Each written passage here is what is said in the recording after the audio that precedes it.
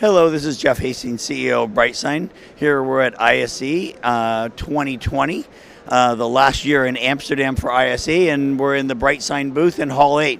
What we're showing off here is our BrightWall, which is the ability to take basically an infinite number of screens and combine them into one big screen, what we're showing here with the video wall, but also showing that you can have control of the video walls with one of our built-in players built into the screen. So what I'll do is come over here. We have a nice video wall all composed running together. Now I'll actually switch it with our BrightSign built in. Now I can actually switch it into more of a montage mode where each screen is actually its own screen and own content, not actually synced up to it. So this is a unique capability of the BrightSign platform to be able to have video walls with a player running on each screen to give perfect resolution, and then also switch back and forth between screens having their own individual content that's not synchronized to a complete display.